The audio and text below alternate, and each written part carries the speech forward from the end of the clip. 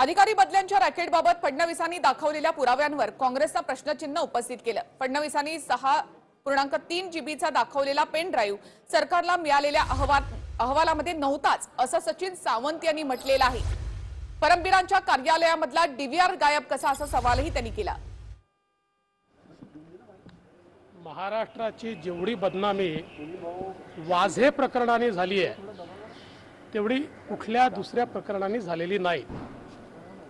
आणि मला माहिती आहे की नवाब मलिक जी का बरं चिंतित आहे, कारण त्यांना हे माहिती आहे की फोन टॅपिंगचा जो रिपोर्ट केंद्रीय गृह मंत्रालयाला सादर झालेला आहे त्याच्यामुळे अनेक लोकांचं बिंग फुटतं आहे।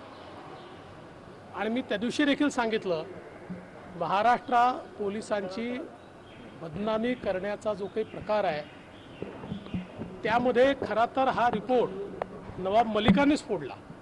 मी तर पहिले 2 पानच दिले होते। पण मी हा सवाल विचारू इच्छितो की सिंडिकेट राज चालवण्याने, बदल्यांमध्ये पैसे खाल्ल्याने, बदल्यांमध्ये दलाली घेतल्याने आणि वाझेसारख्या लोकांना सेवेत घेऊन त्यांच्या माध्यमातून सिंडिकेट राज चालवल्याने महाराष्ट्र पोलीस बदनाम झाली की महाराष्ट्र पोलिसांचं नाव झालं। आणि म्हणून खऱ्या अर्थानं हे जे सगळे वाझेंचे मालक आहेत त्याच चिंतेमध्ये आहेत। परमबीर सिंग यांना वाचवण्याचा कुठेतरी आपण प्रयत्न केला असा आरोप सचिन सावंत यांनी केलेला आहे। आणि पेनड्राईव्ह आपण केंद्रीय गृह सचिवांना दिला नाही, मग कुठला पेनड्राईव्ह दिला असा त्यांचा आरोप आहे। सचिन सावंतांना वगैरे मी काय उत्तर द्यायचं? सचिन सावंतांना समजतं तरी का? त्यांना प्रश्न विचारायची खरं म्हणजे मला असं वाटतं की सचिन सावंतांना वगैरे उत्तर द्यायला आमचे राम कदम वगैरे आहेत, त्यांना मी थोडी उत्तर देणार आहे। रोज काही बोलतात, असं कोणी काही बोलणाऱ्याला थोडी उत्तर द्यायचं असतं। कोरोनाची स्थिती जी आहे ती महाराष्ट्रामध्ये भयानक होते आहे, विशेषतः नागपूरमध्ये। आणि नागपुरातले तिन्ही मंत्री जे आहेत ते नागपुरात नाही, विशेषतः पालकमंत्री दौऱ्यावर आहेत प्रचारात। नागपुरातली परिस्थिती खरोखर भयावह होते। 4,500 केसेस काल नागपूरमध्ये आहेत आणि लोकांना आता बेड्स मिळत नाही आहे, हॉस्पिटलमध्ये जागा उरलेली नाही आहे। त्यामुळे खरोखर अतिशय मला असं वाटतं गंभीर परिस्थिती आहे। प्रशासनाला पूर्ण ॲक्टिव्ह मोडमध्ये न्यावं लागेल आणि लोकांना आता मदत करावी लागेल, लोकांना धीर द्यावा लागेल आणि लोकांना मोठ्या प्रमाणात व्यवस्था देखील उपलब्ध करून द्याव्या लागतील। परमबीर सिंग यांना दिलेला डीव्हीआर जो आहे तो गायब झालेला आहे असा आरोप आहे, काँग्रेसचा आरोप आहे, काय सांगाल? हे सगळं NIA बघेल, हा काही आमचं काम थोडी आहे। फक्त एकच गोष्ट सांगतो की पोलिसांचे जे CCTV आहेत याचा DVR कोणीही गायब केला तरीही त्याचा संपूर्ण बॅकअप हा मेन सर्व्हरला आहे। त्यामुळे त्यातलं कुठलंही फुटेज हे गायबच होऊ शकत नाही। त्याचं जे मेन सर्व्हर आहे जे आता कन्सेशनरकडे आहे आणि त्याची मिरर इमेजिंग देखील होतं, त्याच्यामुळे 2 ठिकाणी हे सगळं त्या ठिकाणी साठवलं जातं।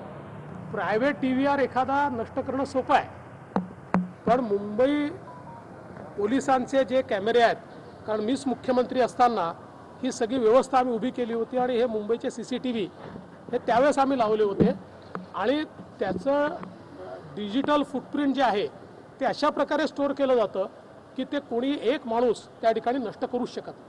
ही कोरोनाची परिस्थिती राज्य संपूर्ण वाढत आहे। नाशिकच्या जी पोलीस प्रबोधिनी आहे तिथे म्युझिकल पार्टी झालेली आहे काल, आणि सगळे ते प्रशिक्षणार्थी ते नृत्य करताय आणि खूप मोठ्या संख्येने आहे ते संपूर्ण नाही, मी ते व्हिज्युअल्स वगैरे बघितलेले नाहीत आणि काय पार्टी झाली मला कल्पना नाही। पण अनेक वेळा असंही होतं, म्हणजे आपण एक गोष्ट लक्षात ठेवली पाहिजे की शेवटी ते पोलीस असले तरी शेवटी आहेत तर आपल्यासारखेच, तुमच्या माझ्यासारखेच लोक आहेत। त्यामुळे एखाद वेळेस पासिंग आऊट नंतर थोडासा त्या ठिकाणी काही हंगामा झाला असेल, पण माझं मत असं आहे की त्यांनी थोडी अधिक काळजी घेतली पाहिजे, अशा प्रकारे करू नये। मात्र आता काय तिथं झालं हे मी न बघता त्याच्यावर प्रतिक्रिया देणं योग्य होणार नाही। NIA अजून कुठल्याही वरिष्ठाला बोलवलेलं नाहीये चौकशीला असाही एक आरोप होतोय। माझं म्हणणं असं आहे की NIAची चौकशी चालली आहे आणि त्या चौकशीत काय बाहेर येईल हे माहिती नसल्यामुळे काँग्रेस आणि हे जे तिन्ही आघाडीचे पक्ष आहेत यांच्यात अस्वस्थता आहे.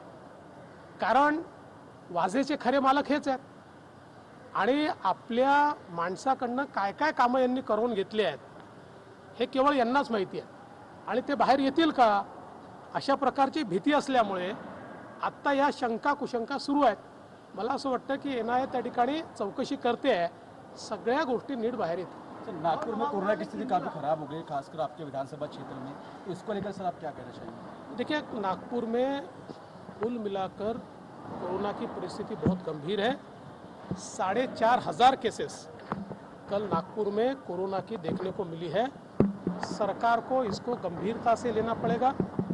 अभी नागपुर में लोगों को बेड्स नहीं मिल रहे, नागपुर में लोगों को अस्पताल नहीं मिल रहा है, इलाज नहीं मिल रहा है. मुझे लगता है कि मिशन मोड पर प्रशासन को इसमें काम करना पड़ेगा. हम प्रशासन का उसमें साथ देंगे. केंद्र सरकार द्वारा वैक्सीन नहीं मिल रही है, इसका आरोप राज्य सरकार ने लगाया है. देखिए, ये तो निरी मूर्खता है या बिल्कुल गलत बयानबाजी है, क्योंकि पिछले ही समय केंद्र सरकार ने ये स्पष्ट किया कि केंद्र सरकार ने महाराष्ट्र को जितनी वैक्सीन दी थी उसमें से 55% वैक्सीन महाराष्ट्र सरकार इस्तेमाल ही नहीं कर पाई थी. कल भी केंद्र सरकार ने महाराष्ट्र सरकार को स्पष्ट रूप से कहा है कि आप वैक्सीनेशन बढ़ाइए और इसलिए अपने फेलियर को केवल बयानबाजी करके और केंद्र की ओर उंगलियां दिखाकर नहीं होगा. महाराष्ट्र को ये सोचना पड़ेगा कि देश के वातावरण में और महाराष्ट्र के वातावरण में इतना अंतर क्यों है. देश का कोरोना का प्रादुर्भाव और महाराष्ट्र का प्रादुर्भाव, इसमें अंतर क्यों है.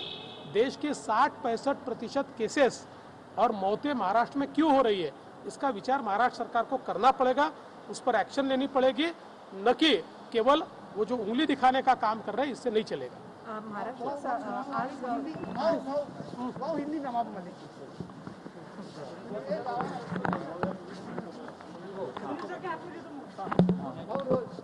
काय प्रश्न काय?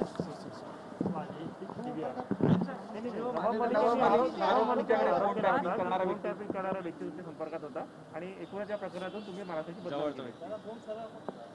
ऐसा है कि नवाब मलिक जी और उनके सारे साथी डरे हुए हैं कि वाजे अब क्या क्या बोलेंगे.